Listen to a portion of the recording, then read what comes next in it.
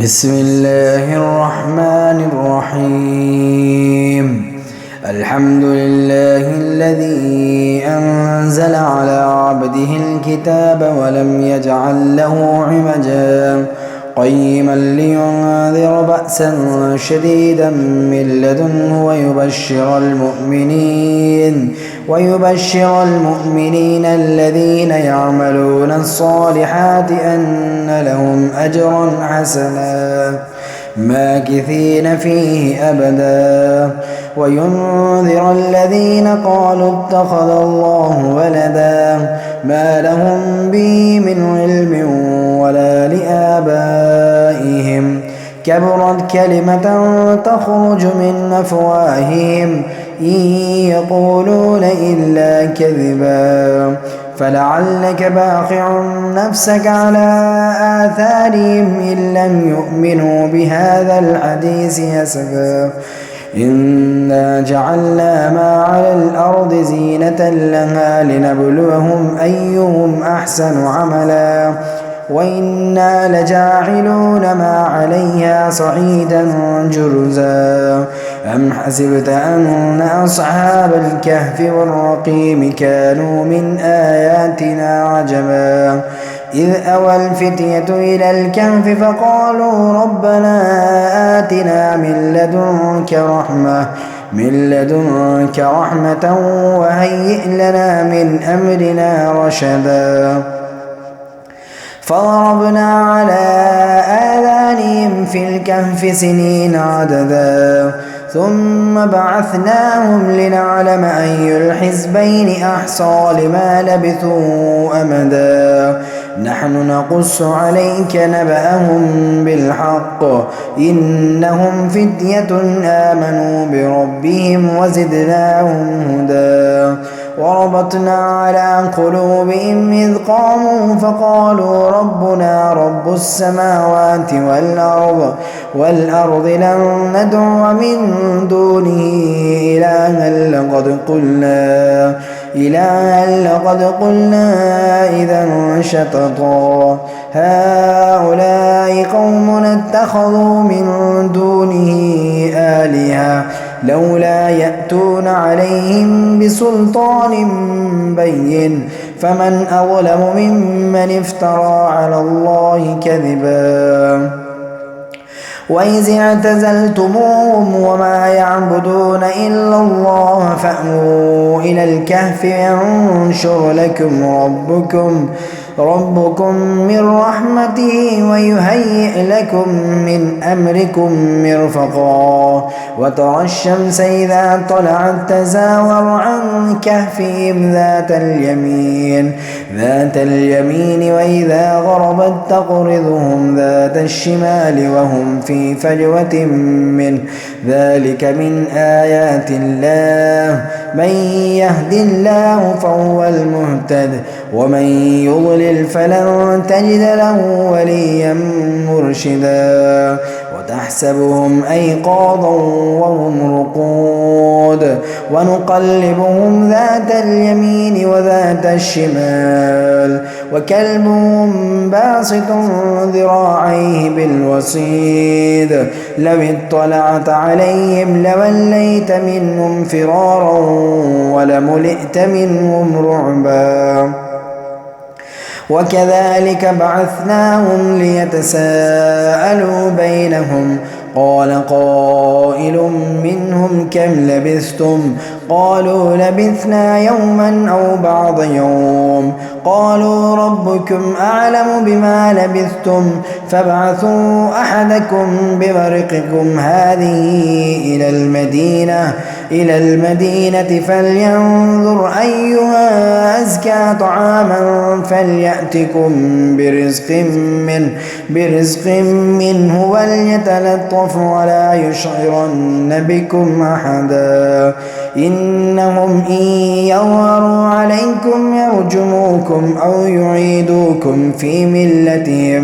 في ملتهم ولن تفلحوا إذا أبدا وكذلك عثرنا عليهم ليعلموا أن وعد الله حق وأن الساعة لا ريب فيها إذ يتنازعون بينهم أمرهم فقالوا ابنوا عليهم بنيانا ربهم أعلم بهم قال الذين غلبوا على أمرهم لنتخذن عليهم مسجدا سيقولون ثلاثة رابعهم كلبهم ويقولون خمسة سادسهم كلبهم رجما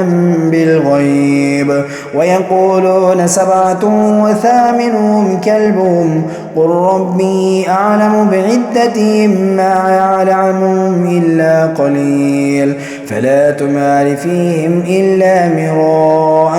ظاهرا ولا تستفت فيهم منهم أحدا ولا تقولن لشيء إني فاعل ذلك غدا إلا أن يشاء الله واذكر ربك إذا نسيت وقل عسى أن يهديني ربي لأقرب من هذا رشدا ولبثوا في كهفهم 300 سنين وازدادوا 9 قل الله أعلم بما لبثوا له غيب السماوات والأرض أبصر به وأسمع ما لهم من دونه من ولي ولا يشرك في حكمه أحدا واتل ما أوحي إليك من كتاب ربك لا مبدل لكلماته ولن تجد من دونه ملتحدا واصبر نفسك مع الذين يدعون ربهم بالغداوة والعشي يريدون وجهه ولا تعد عيناك عنهم تريد زينة الحياة الدنيا ولا تطع من أغفلنا قلبه عن ذكرنا واتبع هواه وكان أمره فرطا وقل الحق من ربكم فمن شاء فليؤمن ومن شاء فليكفر إنا أعتدنا للظالمين نارا أحاط بهم سرادقها وإن يستغيثوا يغاثوا بماء كالمهل يشوي الوجوه بئس الشراب وساءت مرتفقا إن الذين آمنوا وعملوا الصالحات إنا لا نضيع أجر من أحسن عملا أولئك لهم جنات عدن تجري من تحتهم الأنهار يحلون فيها من ساور من ذهب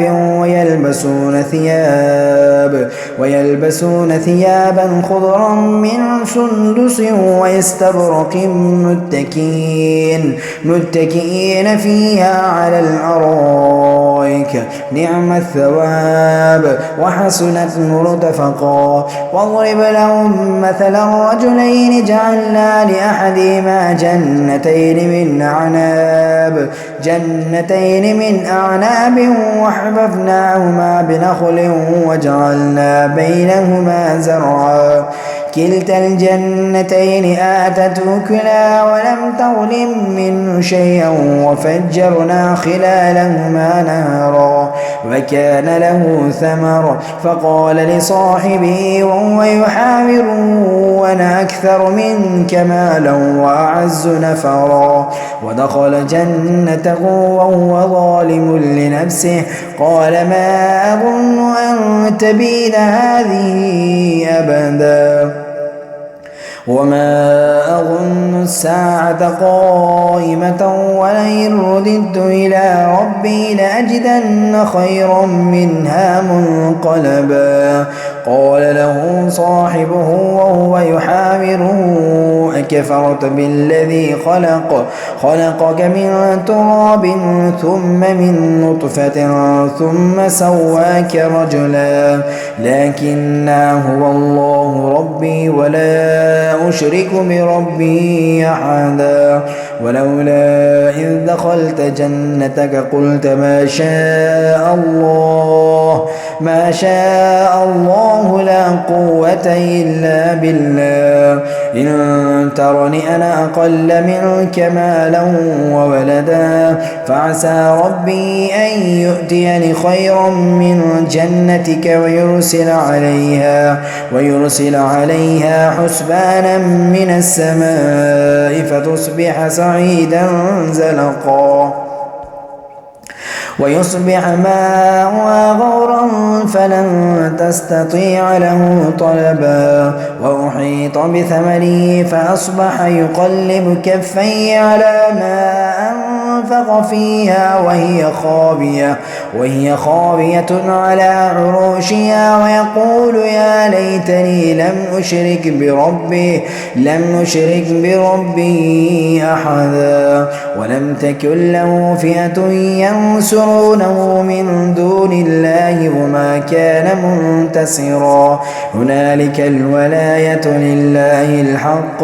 هو خير ثوابا وخير عقبا واضرب لهم مثل الحياة الدنيا كماء أنزلناه من السماء فاختلط به نبات الأرض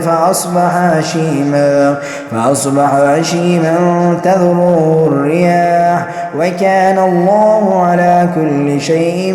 مقتدرا المال والبنون زينة الحياة الدنيا والباقيات الصالحات خير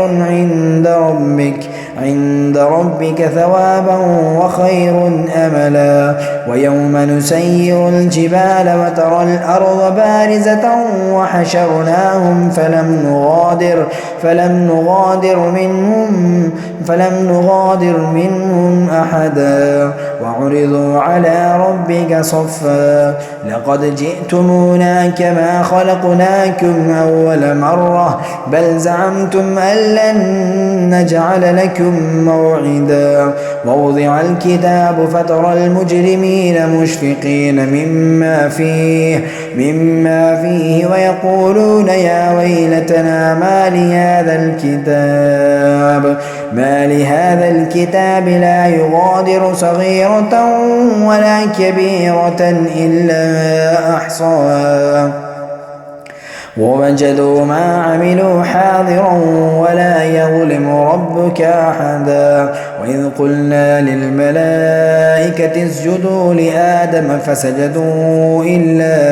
إبليس كان من الجن ففسق عن أمر ربه أفتتخذونه وذريته أولياء من دونه وهم لكم عدو بئس للظالمين بدلا ما أشهدتهم خلق السماوات والأرض ولا خلق أنفسهم وما كنت متخذ المضلين عضدا ويوم يقول نادوا شركائي الذين زعمتم فدعوهم فلم يستجيبوا لهم وجعلنا بينهم موبقا ورأى المجرمون النار فظنوا أنهم مواقعوها ولم يجدوا عنها مصرفا ولقد صرفنا في هذا القرآن للناس من كل مثل وكان الإنسان أكثر شيء جدلا وما منع الناس أن يؤمنوا إذ جاءهم الهدى ويستغفروا ربهم إلا أن تأتيهم سنة سنة الأولين أو يأتيهم العذاب قبلا وما نرسل المرسلين إلا مبشرين ومنذرين ويجادل الذين كفروا بالباطل ليدحضوا به الحق واتخذوا آياتي وما أنذروا هزوا ومن أظلم ممن ذكر بآيات ربه فأعرض عنها ونسي ما قدمت يداه إنا جعلنا على قلوبهم مكنة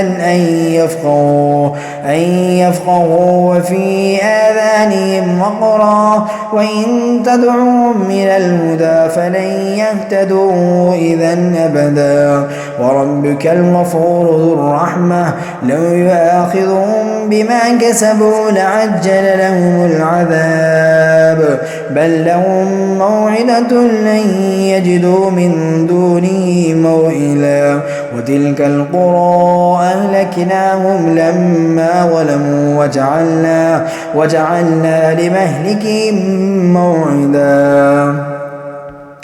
وإذ قال موسى لفتاه لا أبرح حتى أبلغ مجمع البحرين أو أمضي حقبا فلما بلغا مجمع بينهما نسيا حوتهما فاتخذ سبيله في البحر سربا فلما جاوزا قال لفتاه آتنا غداءنا لقد لقينا من سفرنا هذا نصبا قال أرأيت إذ أوينا إلى الصخرة فإني نسيت الحوت وما أنسانيه إلا الشيطان أن أذكره واتخذ سبيله في البحر عجبا قال ذلك ما كنا نبغي فارتدا على آثارهما قصصا فوجدا عبدا من عبادنا آتيناه رحمة من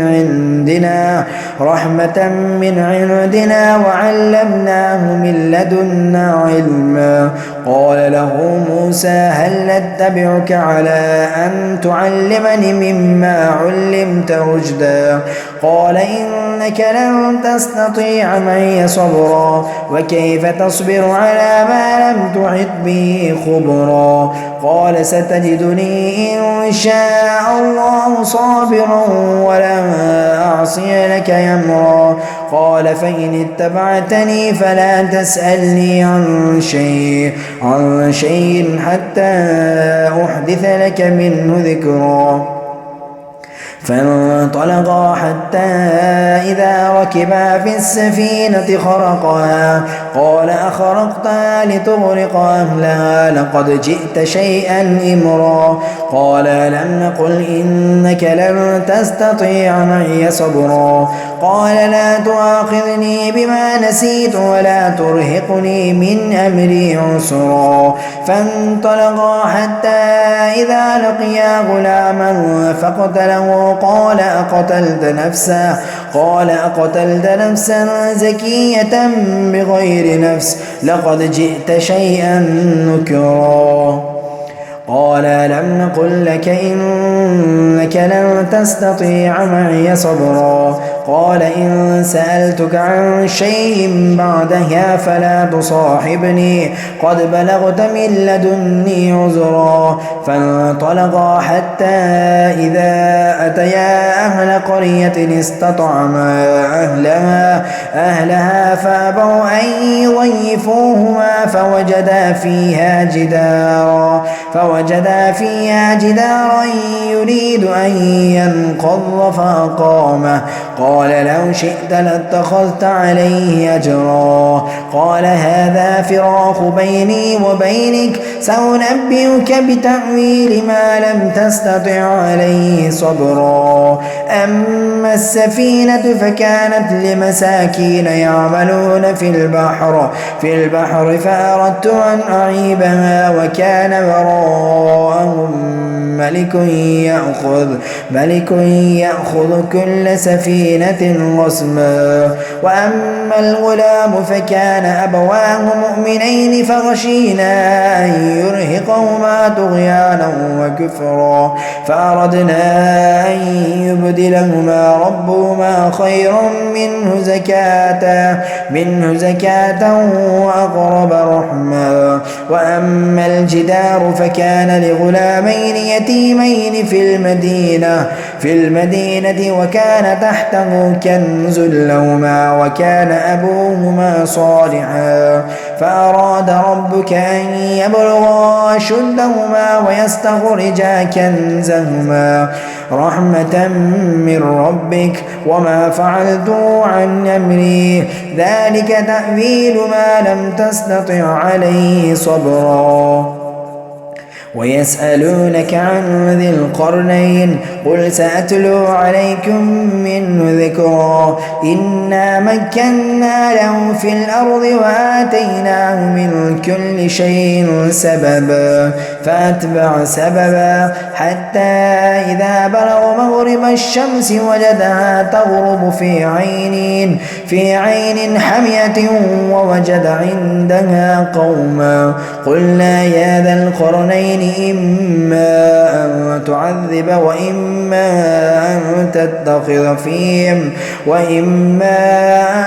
تتخذ فيهم حسنا قال أما من ظلم فسوف نعذبه ثم يرد إلى ربه فيعذبه عذابا نكرا وأما من آمن وعمل صالحا فله جزاء الحسنى وسنقول له من أمرنا يسرا ثم أتبع سببا حتى إذا بلغ مطلع الشمس وجدها تطلع على قوم لم نجعل لهم من دونها سترا كذلك وقد أحطنا بما لديه خبرا ثم أتبع سببا حتى إذا بلغ بين السدين وجد من دونهما قوما لا يكادون يفقهون قولا قالوا يا ذا القرنين إن يأجوج ومأجوج مفسدون في الأرض فهل نجعل لك خرجا على أن تجعل بيننا وبينهم سدا قال ما مكني فيه ربي خير فأعينوني بقوة أجعل بينكم وبينهم ردما آتوني زبر الحديد حتى إذا ساوى بين الصدفين قال انفخوا حتى إذا جعله نارا قال آتوني أفرغ عليه قطرا فما استطاعوا أن يظهروا وما استطاعوا له نقبا قال هذا رحمة من ربي فإذا جاء وعد ربي جعله دكا قال هذا رحمة من ربي فإذا جاء وعد ربي جعله دكا وكان وعد ربي حقا وتركنا بعضهم يومئذ يموج في بعض ونفخ في الصور فجمعناهم جمعا وعرضنا جهنم يومئذ للكافرين عرضا الذين كانت أعينهم في غطاء عن ذكري وكانوا لا يستطيعون سمعا أفحسب الذين كفروا أن يتخذوا عبادي من دوني أولياء إنا أعتدنا جهنم للكافرين نزلا قل هل ننبئكم بالأخسرين أعمالا الذين ضل سعيهم في الحياة الدنيا وهم يحسبون أنهم يحسنون صنعا أولئك الذين كفروا بآيات ربهم ولقائه فحبطت أعمالهم فلا نقيم لهم يوم القيامة وزنا ذلك جزاؤهم جهنم بما كفروا واتخذوا آياتي ورسلي هزوا إن الذين آمنوا وعملوا الصالحات كانت لهم جنات الفردوس نزلا خالدين فيها لا يبغون عنها حولا قل لو كان البحر مدادا لكلمات ربي لنفد البحر قبل أن تنفد كلمات ربي ولو جئنا بمثله مددا قل إنما أنا بشر مثلكم يوحى إلي أنما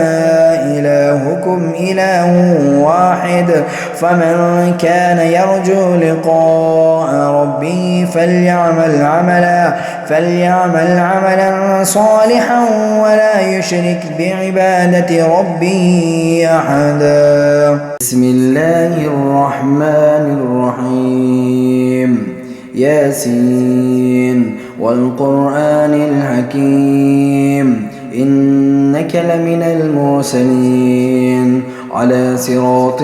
مستقيم تنزيل العزيز الرحيم لتنذر قوما ما أنذر آباؤهم فهم غافلون لقد حق القول على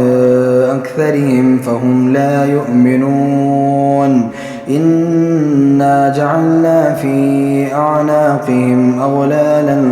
فهي إلى الأذقان فهم مقمحون وجعلنا من بين أيديهم سدا ومن خلفهم سدا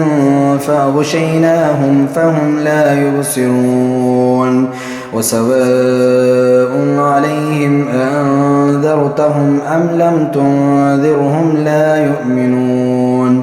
إنما تنذر من اتبع الذكر وخشي الرحمن بالغيب فبشره بمغفرة وأجر كريم إنا نحن نحيي الموتى ونكتب ما قدموا وآثارهم وكل شيء أحصيناه في إمام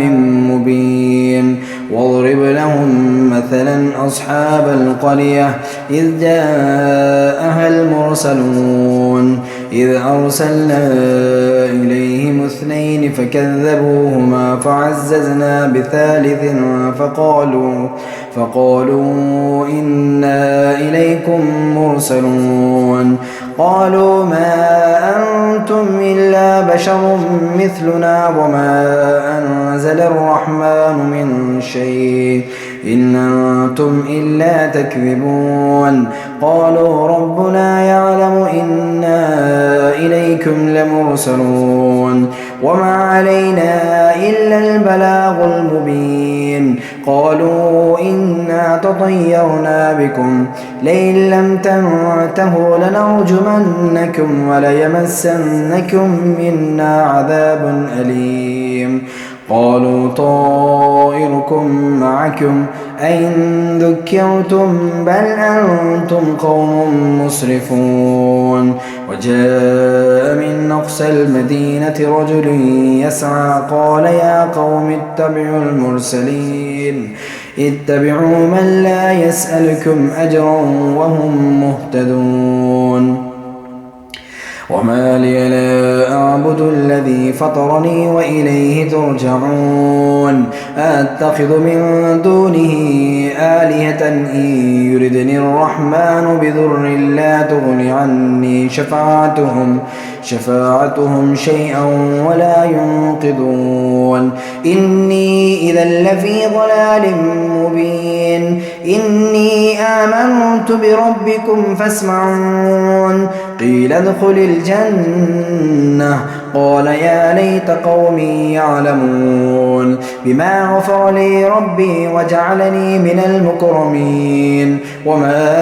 أنزلنا على قومه من بعده من جند من السماء وما كنا منزلين إن كانت إلا صيحة واحدة فإذا هم خامدون يا حسرة على العباد ما يأتيهم من رسول إلا كانوا به يستهزئون ألم يروا كم أهلكنا قبلهم من القرون أنهم إليهم لا يرجعون وإن كل لما جميع لدينا محضرون وآية لهم الأرض الميتة أحييناها وأخرجنا منها حبا فمنه يأكلون وجعلنا فيها جنات من نخيل وأعناب وفجرنا فيها من العيون ليأكلوا من ثمره وما عملته أيديهم أفلا يشكرون سبحان الذي خلق الأزواج كلها مما تنبت الأرض ومن أنفسهم ومما لا يعلمون وآية لهم الليل نسلخ منه النهار فإذا هم مظلمون والشمس تجري لمستقر لها ذلك تقدير العزيز العليم والقمر قدرناه منازل حتى عاد كالعرجون القديم لا الشمس ينبغي لها أن تدرك القمر ولا الليل سابق النهار لا الشمس ينبغي لها أن تدرك القمر ولا الليل سابق النهار وكل في فلك يسبحون وآية لهم أنا حملنا ذريتهم في الفلك المشحون وخلقنا لهم من مثله ما يركبون وإن نشأ نغرقهم فلا صريخ لهم ولا هم ينقضون إلا رحمة منا ومتاعا إلى حين وإذا قيل لهم اتقوا ما بين أيديكم وما خلفكم لعلكم ترحمون وما تأتيهم من آية من آيات ربهم إلا كانوا عنها معرضين وإذا قيل لهم أنفقوا مما رزقكم الله قال الذين كفروا للذين آمنوا أنطعم من لو يشاء الله أطعمه إن أنتم إلا في ضلال مبين ويقولون متى هذا الوعد إن كنتم صادقين ما ينظرون إلا صيحة واحدة تأخذهم وهم يخصمون فلا يستطيعون توصية ولا إلى أهلهم يرجعون ونفخ في الصور فإذا هم من الأجداث إلى ربهم ينسلون قالوا يا ويلنا من بعثنا من مرقدنا هذا ما وعد الرحمن وصدق المرسلون إن كانت إلا صيحة واحدة فإذا هم جميع لدينا محضرون فاليوم لا تظلم نفس شيئا ولا تجزون إلا ما كنتم تعملون إن أصحاب الجنة اليوم في شغل فاكهون هم وأزواجهم في ظلال على الأرائك متكئون لهم فيها فاكهة ولهم ما يدعون سلام قولا من رب رحيم وامتازوا اليوم أيها المجرمون ألم أعهد إليكم يا بني آدم ألا تعبدوا الشيطان إنه لكم عدو مبين وأن اعبدوني هذا صراط مستقيم ولقد أضل منكم جبلا كثيرا أفلم تكونوا تعقلون هذه جهنم التي كنتم توعدون اصلوها اليوم بما كنتم تكفرون اليوم نختم على أفواههم وتكلمنا أيديهم وتشهد أرجلهم بما كانوا يكسبون ولو نشاء لطمسنا على أعينهم فاستبقوا استبقوا الصراط فأنى يبصرون ولو نشاء لمسخناهم على مكانتهم فما استطاعوا مضيا ولا يرجعون ومن نعمره نكسه في الخلق أفلا يعقلون وما علمناه الشعر وما ينبغي له إن هو إلا ذكر وقرآن مبين لينذر من كان حيا ويحق القول على الكافرين أولم يروا أنا خلقنا لهم مما عملت أيدينا أنعاما فهم لها مالكون وذللناها لهم فمنها ركوبهم ومنها يأكلون ولهم فيها منافع ومشارب أفلا يشكرون واتخذوا من دون الله آلهة لعلهم ينصرون لا يستطيعون نصرهم وهم لهم جند محضرون فلا يحزنك قولهم إنا نعلم ما يسرون وما يعلنون أولم ير الإنسان أنا خلقناه من نطفة فإذا هو خصيم مبين وضرب لنا مثلا ونسي خلقه قال من يحيي العظام وهي رميم قل يحيي الذي أنشأ أول مرة وهو بكل خلق عليم الذي جعل لكم من الشجر الأخضر نارا فإذا أنتم منه توقدون أوليس الذي خلق السماوات والأرض بقادر على أن يخلق مثلهم بلى وهو الخلاق العليم إنما أمره إذا أراد شيئا أن يقول له كن فيكون فسبحان الذي بيده ملكوت كل شيء وإليه ترجعون بسم الله الرحمن الرحيم الرحمن علم القرآن خلق الإنسان علمه البيان الشمس والقمر بحسبان والنجم والشجر يسجدان والسماء رفعها ووضع الميزان ألا تطغوا في الميزان وأقيموا الوزن بالقسط ولا تخسروا الميزان والأرض وضعها للأنام فيها فاكهة والنخل ذات الأكمام والحب ذو العصف والريحان فبأي آلاء ربكما تكذبان خلق الإنسان من صلصال كالفخار وخلق الجان من مارج من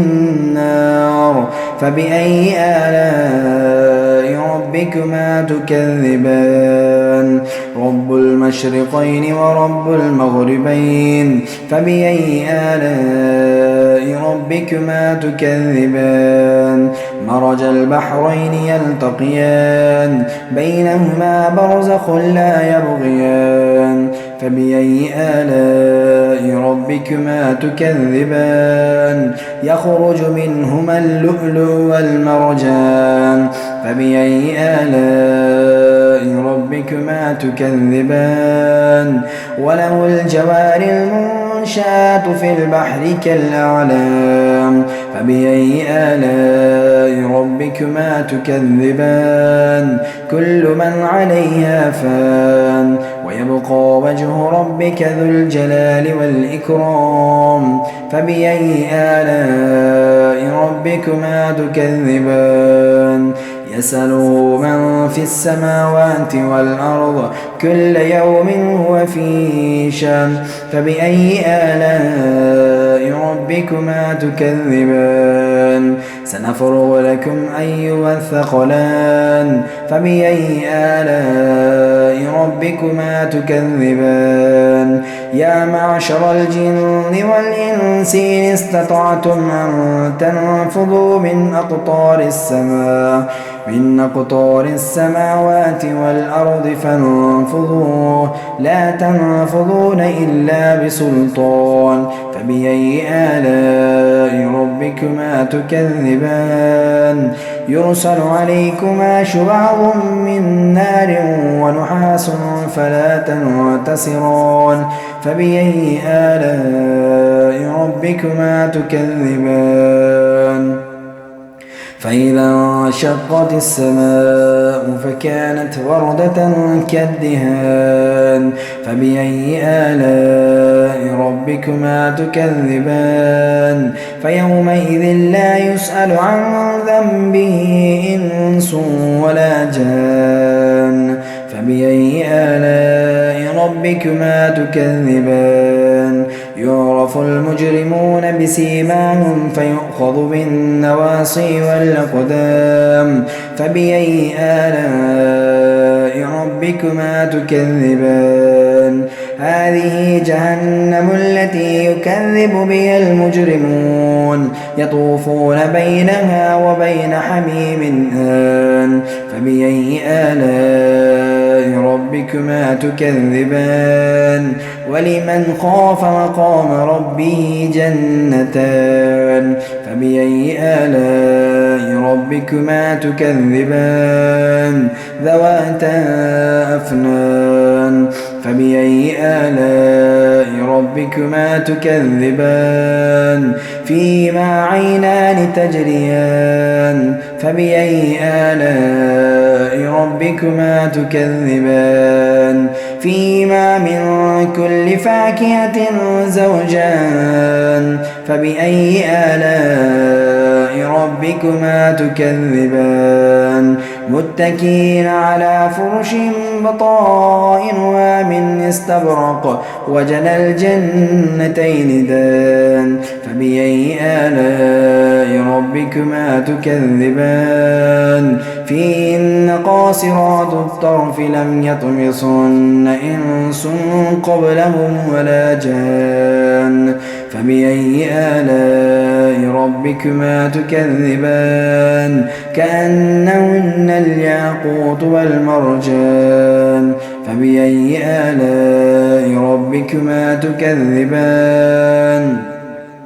هل جزاء الإحسان إلا الإحسان فبأي آلاء ربكما تكذبان ومن دونهما جنتان فبأي آلاء ربكما تكذبان مدهامتان فبأي آلاء ربكما تكذبان فيهما عينان نضاختان فبأي آلاء ربكما تكذبان فيهما فاكهة ونخل ورمان فبأي آلاء ربكما تكذبان فيهن خيرات حسان فبأي آلاء ربكما تكذبان حور مقصورات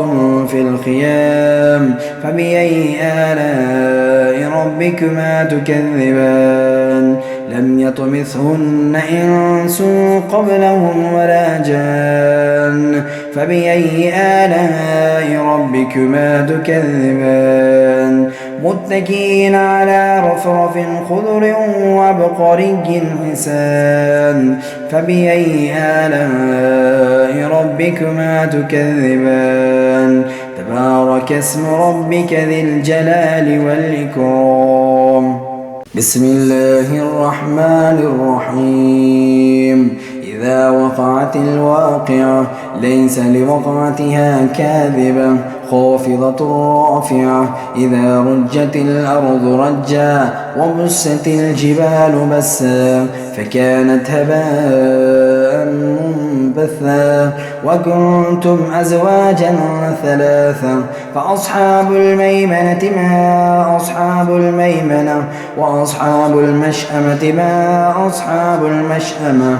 والسابقون السابقون أولئك المقربون في جنات النعيم ثلة من الأولين وقليل من الآخرين على سرر موضونة متكئين عليها متقابلين يطوف عليهم ولدان مخلدون بأكواب وأباريق وكأس من معين لا يصدعون عنها ولا ينزفون وفاكهة مما يتخيرون ولحم طير مما يشتهون وحور عين كأمثال اللؤلؤ المكنون جزاء بما كانوا يعملون لا يسمعون فيها لغوا ولا تأثيما إلا قيلا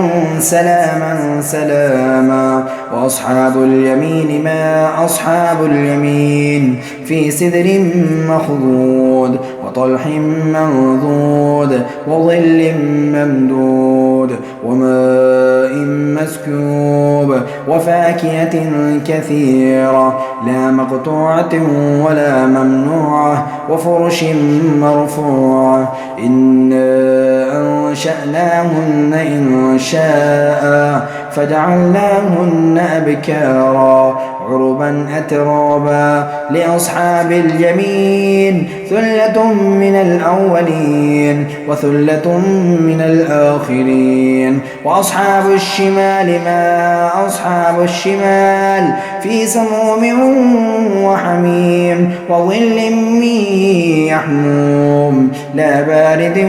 ولا كريم إنهم كانوا قبل ذلك مترفين وكانوا يصرون على الحنث العظيم وكانوا يقولون أئذا متنا وكنا ترابا وعظاما أئنا لمبعوثون أو آباؤنا الأولون قل إن الأولين والآخرين لمجموعون إلى ميقات يوم معلوم ثم إنكم أيها الضالون المكذبون لآكلون من شجر من زقوم فمالئون منها البطون فشاربون عليه من الحميم فشاربون شرب الهيم هذا نزلهم يوم الدين نحن خلقناكم فلولا تصدقون أفرأيتم ما تمنون أأنتم تخلقونه أم نحن الخالقون نحن قدرنا بينكم الموت وما نحن بمسبوقين على أن نبدل أمثالكم وننشئكم فيما لا تعلمون ولقد علمتم النشأة الأولى فلولا تذكرون أفرأيتم ما تحرثون أأنتم تزرعونه أم نحن الزارعون لو نشاء لجعلناه حطاما فظلتم تفكرون إنا لمغرمون بل نحن محرومون أفرأيتم الماء الذي تشربون أأنتم أنزلتموه من المزن أم نحن المنزلون لو نشاء جعلناه أجاجا فلولا تشكرون أفرأيتم النار التي تورون أنتم أنشأتم شجرتها أم نحن المنشئون نحن جعلناها تذكرة ومتاعا للمقوين فسبح باسم ربك العظيم فلا أقسم بمواقع النجوم وإنه لقسم لو تعلمون عظيم إنه لقرآن كريم في كتاب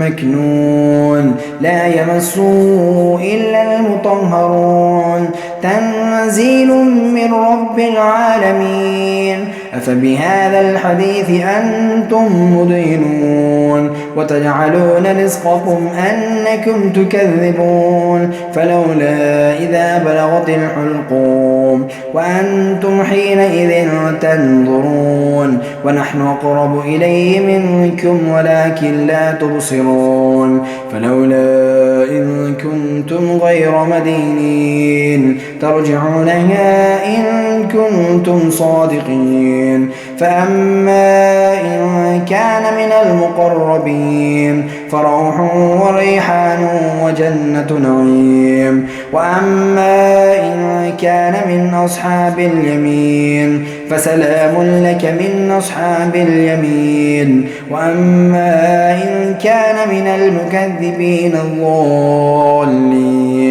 فنزل من حميم وتصلية جحيم إن هذا لهو حق اليقين فسبح باسم ربك العظيم بسم الله الرحمن الرحيم تبارك الذي بيده الملك وهو على كل شيء قدير الذي خلق الموت والحياة ليبلوكم أيكم أحسن عملا وهو العزيز الغفور الذي خلق 7 سماوات طباقا ما ترى في خلق الرحمن من تفاوت فارجع البصر هل ترى من فطور ثم ارجع البصر كرتين ينقلب إليك البصر خاسئا وهو حسير ولقد زينا السماء الدنيا بمصابيح وجعلناها رجوما للشياطين وأعتدنا لهم عذاب السعير وللذين كفروا بربهم عذاب جهنم وبئس المصير إذا ألقوا فيها سمعوا لها شهيقا وهي تفور تكاد تميز من الغيظ كلما ألقي فيها فوج سالهم خزنتها ألم يأتكم نذير قالوا بلى قد جاءنا نذير فكذبنا وقلنا ما نزل الله من شيء إن أنتم إلا في ضلال كبير وقالوا لو كنا نسمع أو نعقل ما كنا في أصحاب السعير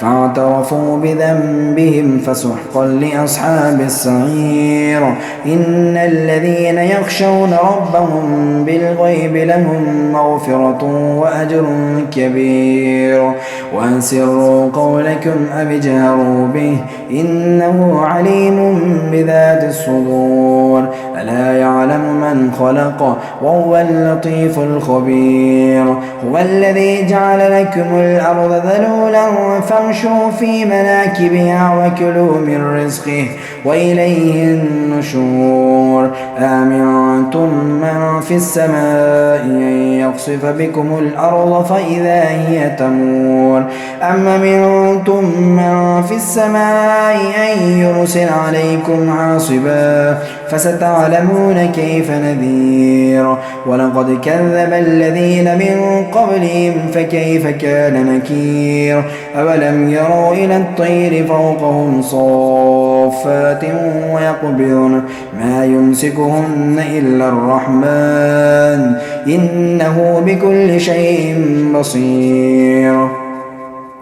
أمن هذا الذي هو جند لكم ينصركم من دون الرحمن إن الكافرون إلا في غرور أمن هذا الذي يرزقكم إن أمسك رزقه بل لجوا في عتو ونفور أفمن يمشي مكبا على وجهه أهدى أمن يمشي سويا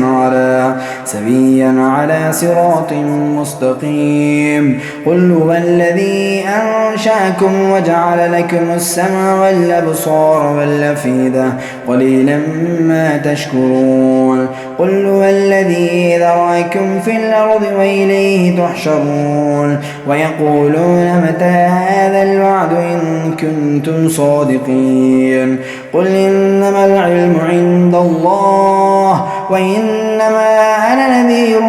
مبين فلما رأوه زلفة سيئت وجوه الذين كفروا قيل هذا الذي كنتم به تدعون قل أرأيتم إن أهلكني الله ومن معي أو رحمنا فمن يجير الكافرين من عذاب أليم قل هو الرحمن آمنا به وعليه توكلنا فستعلمون من هو في ضلال مبين قل أرأيتم إن أصبح ماؤكم غورا فمن يأتيكم بماء